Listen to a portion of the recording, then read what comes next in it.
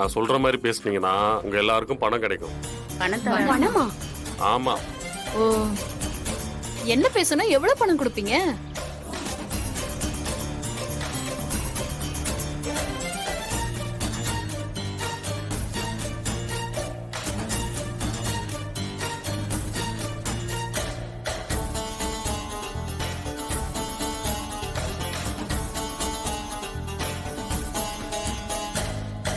நான் சொல்ற மாதிரி பேசுறீங்களா? அட, நீங்களே ஆச்சரியப்படுற மாதிரி பேசுவோம். ஆமா. பார்த்து மேல போட்டு கொடுங்க. அதெல்லாம் நல்லா போட்டு கொடுக்குறேன். சொல்ற மாதிரி பேசுவோம்ல. வீரா, இன்னைக்கு நீ உன் புருஷன் இல்லாம அவமானப்படுறப்போ அவ தனியால் இல்ல, அவளை கட்டிக்க போறது நான் தானே எல்லாரும் முன்னாடி சொல்லுவேன். நீ மறுக்க முடியாத மாதிரி இந்த நியூஸை வைரல் ஆக்கிட்டா உனக்கு வேற ஆப்ஷனே இல்லை.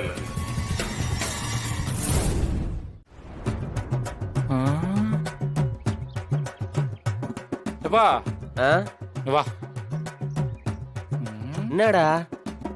நான் ஒரு ஐடியா சொன்னா நீ ஒன்னும் கோச்சுக்கிற மாட்டியா? இல்ல, அன்னைக்கு கோயில ஒரு சாமியாடி நீ அன்னி காலத்துல 2வது தடவை தாலி கட்டணும்னு சொன்னார்ல? ஆமா.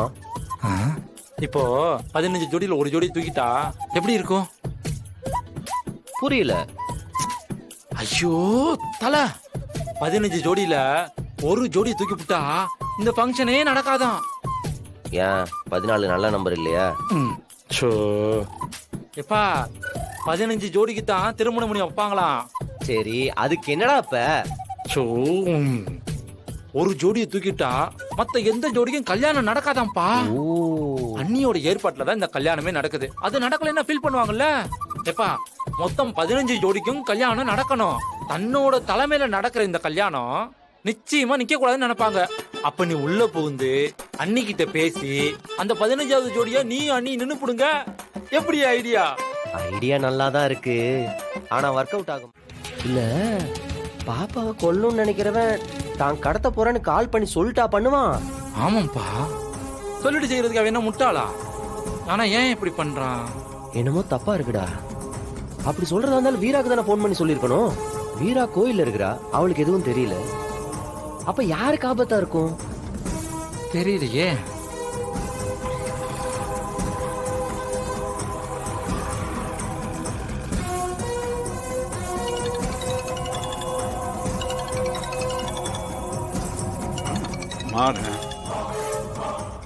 சொல்லுப்பா.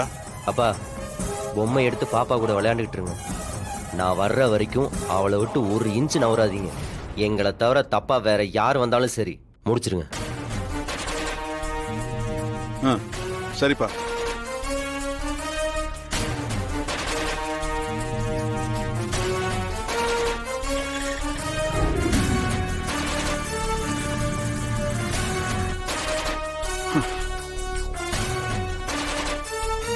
பாப்பா, கனிமா. என்ன தாத்தா? செல்லம், நான் சொல்ற வரைக்கும் எங்கேயும் போக கூடாது. இங்கே தான் விளையாடணும், சரியா? சரி, இந்த பாலை வச்சுக்கிட்டு அங்கேயே விளையாடு.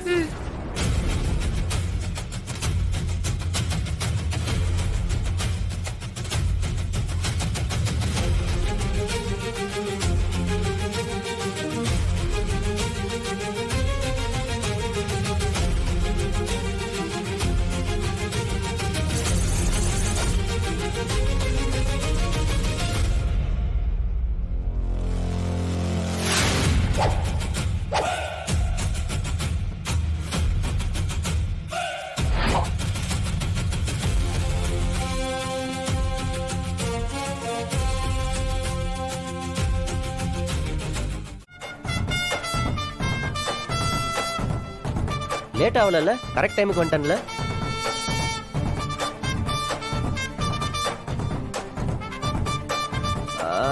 எக்ஸ்கியூஸ் மீ லேடிஸ், யார் என் பொண்டாட்டி பத்தி தப்பா பேசினது? கொஞ்சம் முன்னாடி வாங்க. நீங்க சொன்ன கொலைகாரன் நான் தான், அதுக்காக ஜெயில இருந்தது நான் தான்.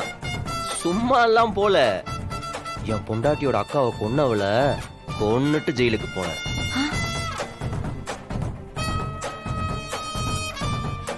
அக்காவை இழந்துட்டு அவ வருத்தப்படுறத என்னால தாங்கிக்க முடியல, அதனாலதான் கொலை பண்ணிட்டு போயிட்டேன். இங்க என் பொண்டாட்டி அள வச்சா என்னென்ன பண்ணுவேன்னு கொஞ்சம் யோசிச்சு பேசியிருக்கணும்ல.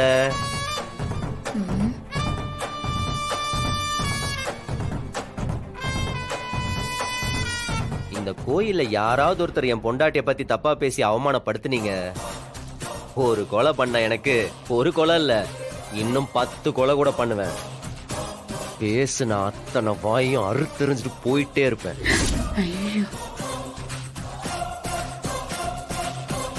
So simple, you respect, take respect. யாரும் இல்ல, அவமானப்பட்டால் தெரியாது. ஏய், எதுக்கு இப்ப இதெல்லாம் பண்ணிட்டு இருக்க? நான் உன ஹெல்ப் பண்ணனா, என்ன காப்பாத்துன்னு சொன்னா என்ன? இப்படி எல்லாம் பண்ணி சிம்பத்தி கிரியேட் பண்ணி என் கூட சேர்ந்துடலான்னு பாக்குறியா? அதெல்லாம் கனவுல கூட நடக்காது. மேடம் மேடம் மேடம் கொஞ்சம் பொறுங்க. நீங்க ஒண்ணு என் கூட சேரலாம் வேணாம். நீங்க இப்ப இருக்கிற மாதிரி எப்பவும் சிங்கிளாவே இருங்க. அதுக்காக நீங்க அவமானப்படுறதெல்லாம் என்னால வேடிக்கை பார்த்துட்டு இருக்க முடியாது. என்ன இருந்தாலும் உங்க கூட நான் ஒரு காலத்துல வாழ்ந்திருக்கேன், உங்களை லவ் பண்ணிருக்கேன், அதெல்லாம் உண்மைதானே? நீ வேண்டான்னு நான் தான் ஒதுங்கி போயிட்டால, அதுக்கப்புறமா எதுக்கு தேவையில்லாம வந்து காப்பாத்திட்டு இருக்க? ஏன்னா இப்போ நீ என் பொண்டாட்டி தானே. நான் போறேன். சரி, அப்ப இல்ல நான் சொல்ல போறேன். அபிஷியலி இந்த நிமிட் வரைக்கும் நீ தான் என் பொண்டாட்டி. நமக்கு இன்னும் டைவர்ஸ் ஆவலையே. அது வரைக்கும் உன்னை யார் அவமானமா பேசினாலும் விட மாட்டேன். அப்படி பேசிட்டு இருக்கிறத வேடிக்கை பார்த்துட்டு இருந்தா நான் வாழ்றதே வேஸ்ட்.